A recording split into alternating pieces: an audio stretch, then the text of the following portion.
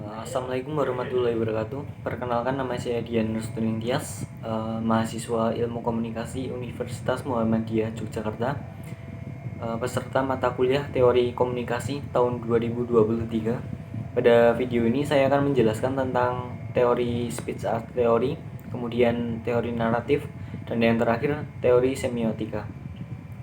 Oke. Untuk yang pertama ada teori speech art theory. Jadi teori makna yang menyatakan bahwa makna dari ekspresi bahasa dapat dijelaskan dengan aturan-aturan mengatur penggunaannya dalam melakukan berbagai tindak tutur, misalnya menegur, menegaskan, memerintah, berseru, berjanji, bertanya, meminta, memperingatkan. Jadi teori ini diperkenalkan oleh filosof Oxford, J.L. Austin, dalam bukunya How to Do Things with Words, dan dikembangkan lebih lanjut oleh filosof Amerika J.R. Searle. Teori ini mempertimbangkan tingkat di mana ujaran dikatakan melakukan tindakan lokusi, ilokusi, dan atau perlokusi.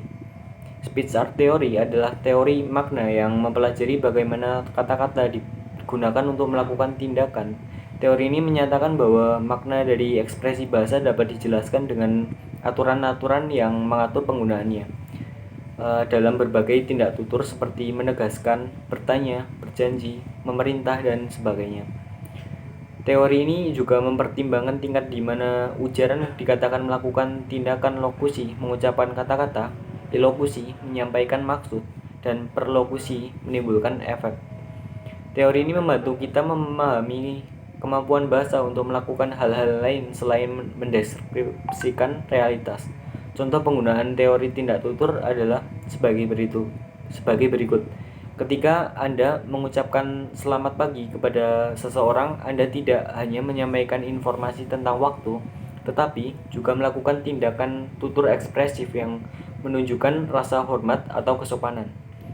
Kemudian yang kedua, ketika Anda mengucapkan saya berjanji akan membayar utang saya besok kepada seseorang, Anda tidak hanya menyatakan niat Anda, tetapi juga melakukan tindak tutur komisif yang mengikat Anda untuk melakukan sesuatu di masa depan. Kemudian ketika Anda mengucapkan saya sekarang menyatakan Anda sah sebagai suami istri kepada pasangan pengantin, Anda tidak hanya menyampaikan fakta, tetapi juga melakukan tindakan tutur deklaratif yang mengubah status atau kondisi sesuatu dengan mengatakannya. Kemudian untuk yang kedua, teori naratif. Jadi teori naratif dalam ilmu komunikasi adalah teori yang menganggap bahwa manusia adalah makhluk yang bercerita, dan bahwa cerita-cerita yang mereka buat dan bagikan memiliki makna dan pengaruh dalam kehidupan sosial. Teori ini dikembangkan oleh Walter Fisher, seorang ahli komunikasi asal Amerika Serikat, yang mengusulkan konsep rasionalitas naratif sebagai cara untuk menilai nilai dan kebenaran sebuah cerita.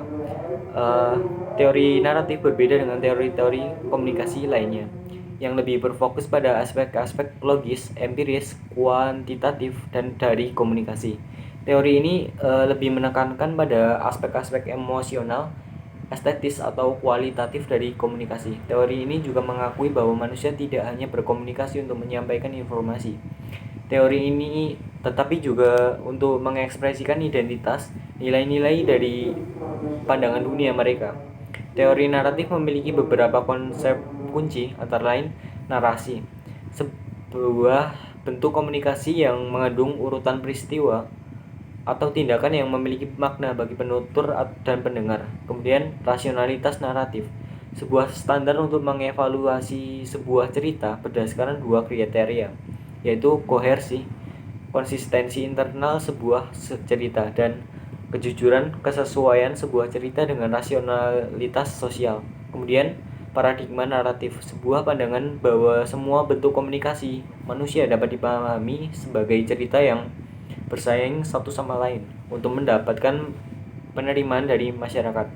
Kemudian ada good reasons, sebuah alasan yang meyakinkan bagi seseorang untuk menerima sebuah cerita sebagai benar atau bernilai.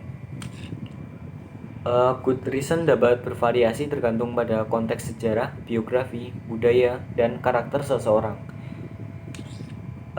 Berikut adalah beberapa contoh penggunaan teori naratif. Untuk yang pertama, ketika seseorang menceritakan pengalaman hidupnya kepada seseorang, ia akan menggunakan narasi untuk menyampaikan sebuah makna dan pesan yang ingin ia sampaikan. Orang lain yang mendengar ceritanya akan menilai rasionalitas naratifnya berdasarkan kohersi dan kejujuran ceritanya. Jika cerita kohersi dan jujur, maka orang lain akan cenderung untuk menerima cerita sebagai benar atau bernilai.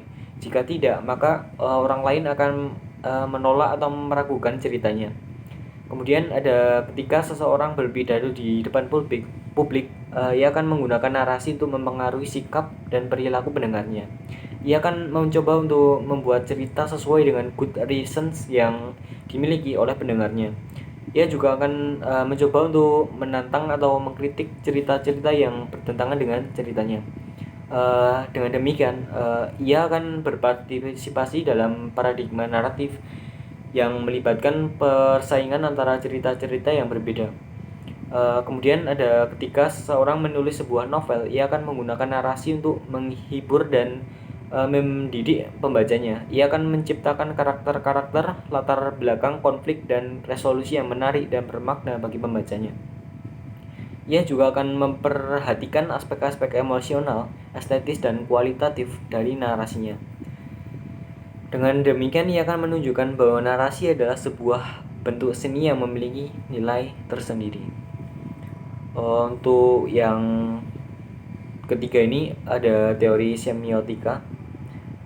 Jadi teori semiotika ini dalam ilmu komunikasi adalah teori yang mempelajari tanda-tanda atau makna-makna yang terkandung di dalamnya.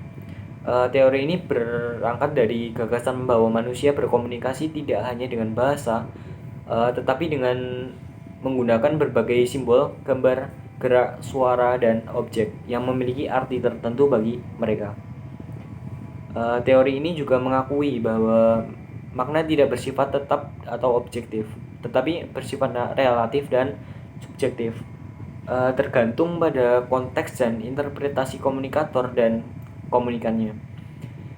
Teori semiotika dikembangkan oleh beberapa tokoh, antara lain yaitu Ferdinand de Saussure, Charles Sanders Peirce, Roland Barthes, Umberto Eco, dan lain-lain. Mereka memiliki pendekatan yang berbeda-beda dalam memahami tanda-tanda dan makna-makna. Secara umum, teori semiotika memiliki beberapa konsep kunci, antara lain untuk yang pertama ada tanda sebuah entitas yang tanda adalah sebuah entitas yang mengacu pada sesuatu yang lain yang selain dirinya sendiri. Tanda dapat berupa kata-kata, gambar, suara, benda-benda, dan sebagainya.